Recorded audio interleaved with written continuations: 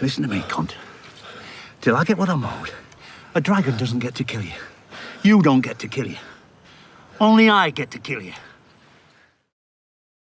Hey everybody, this is going to be my new Season 8 Q&A, just careful for spoilers for everything that's happened so far. There were a lot of questions based on big twists in the book that I don't necessarily think that'll pay out just based on the number of episodes that we have, so I tried to figure that in when talking about new big groups like Golden Company or the stuff that's going to be happening up at Winterfell once Jaime gets up there.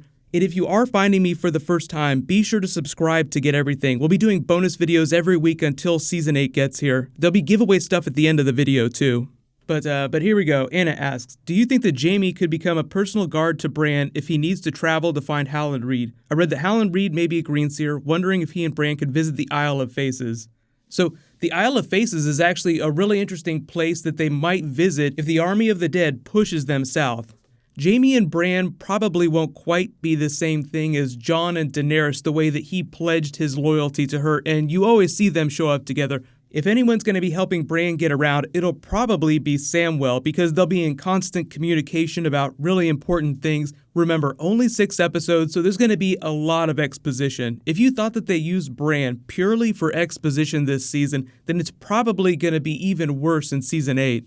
But as for Howland Reed, there have been a lot of Howland Reed theories, but people are pretty sure that we're not going to see Mira Reed ever again, and if we don't see Mira, then that means we probably won't see Howland Reed. I think I also mentioned it during my Golden Company video a couple days ago, but I'm just not expecting too many really big characters to be introduced for the first time this late in the game. Next one, Matt asks, will we get to see Jaime 1v1 anyone? I'm curious to see his fighting skills. Well, actually, if you remember episode 4, Bran basically told him to get out of Dodge when the Dothraki started to ride in because he's not as good of a fighter anymore. Jaime's still a good fighter, it's just that he's nowhere close to being as good as he was when he still had his right hand. So if Bran wasn't optimistic about Jaime's chances against the Dothraki horde, then I don't think that we'll see him fight too many people one-on-one, but he could be a great teacher to someone else. So that's more of his role now, more of a support role, more of an advisor. He's been through so many battles, he has so much insight that he could give these younger characters. That's really what you've started to see. The younger characters have come to the forefront. They're the ones that seem to be making all the decisions now. But you need those Jaime, Tyrion, Varys characters to give them all the information they need so that they can make good decisions. Not that they will actually act on that. I think there's going to be a lot of bad decisions made during Season 8. But I know there's a lot of people that really want Jaime to be Azor Ahai. I'll do a separate video about that because there's like a couple requirements that have to be met. And it just depends on what you think the ultimate endgame for his character is. Next one, Matasher asks, what is the chance the Golden Company is already in contact with Daenerys? Well, I don't think it's a good chance. I know a lot of people are expecting some big twist like, oh, we've been talking to them this whole time. I don't think it's going to be like that. The show is so addicted to surprises. They could have some crazy plot where Varys has been working on this whole time, and we haven't seen those moments, but for the time being, I'm just taking it at face value. Cersei's been in contact with them through Qyburn. They're coming to support her. That's all the information that they have at the moment. Next question, Miss Piggy asks, Cersei's losing it. What does she want to get back? So you're asking about the Golden Company giving her things that she wants to get back. I think she's talking about Tyrion. There's a number of different ways to take her statement. She could be talking about the realm, like things that belong to me, like she feels the realm belongs to her as queen. But I think it was a more sinister line, and she was talking about Tyrion, and she wants to put him in the dungeon the same way that she got the Sand Snakes back and put them in the dungeon. Cersei probably feels like everything belongs to her, and now that she's lost Jaime, you can add him to that list too. I wouldn't be surprised if she tried to get the Golden Company to bring him back against his will. Not that I think that that'll actually end up happening. Next one, Tiffany asks, when you do the Blackfyre video, could you make it a Targaryen bastard video and include the Baratheons? I find it annoying that the show never really touches on the fact that Baratheons are closely related to the Targaryens through various ways.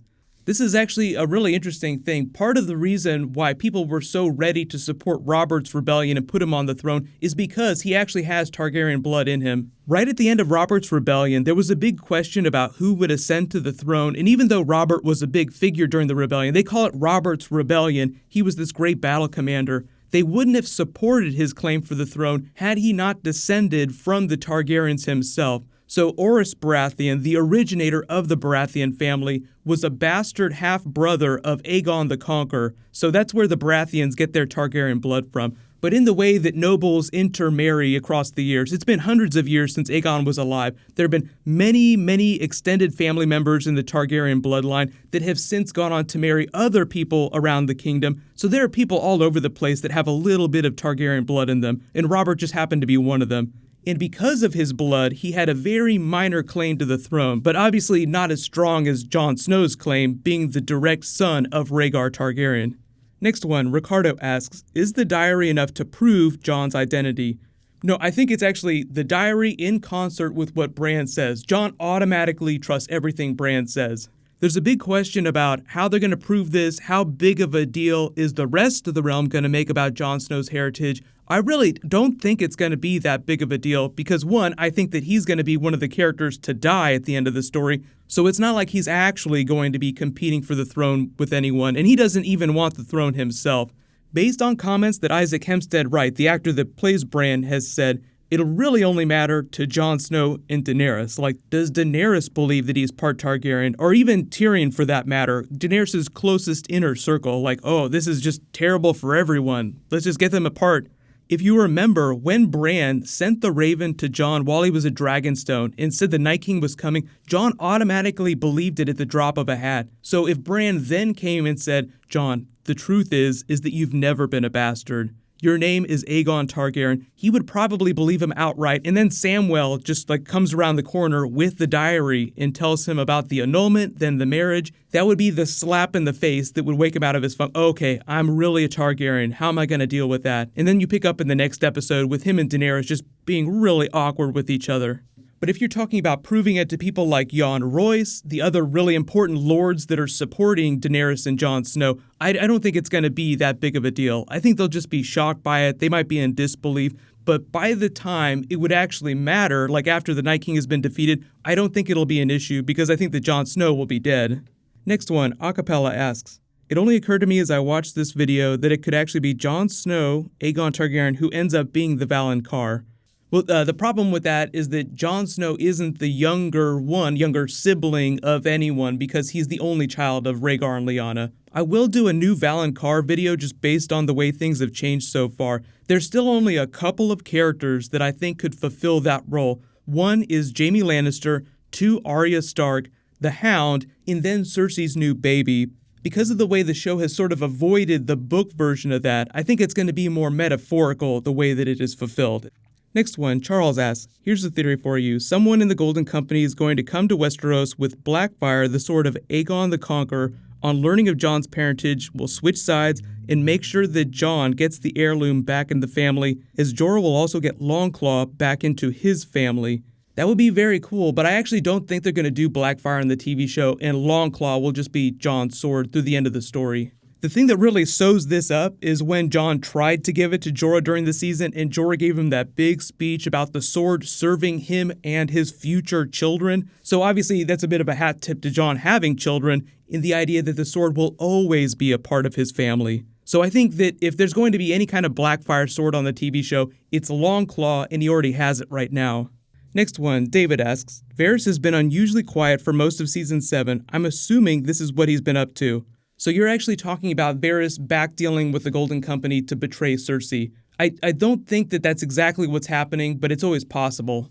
The real reason I think that we haven't seen as much Varys is the same reason why we haven't seen as much Littlefinger, is because the way they play the Game of Thrones isn't as big of a deal now. Jon Snow is all about big honesty. There's not as much backroom dealing as you saw in the first season. It's just the idea of getting everyone together to fight the Night King, and it's a much simpler story than what you saw before. But you can kind of see how the old ideas are going away. Daenerys is all about breaking the wheel. There's this new way of life. She's trying to make things better for everyone. A world where people don't play the Game of Thrones in that way. Not that I think that will actually end up happening. No matter what you do, there will always be people like Varys and Littlefinger around.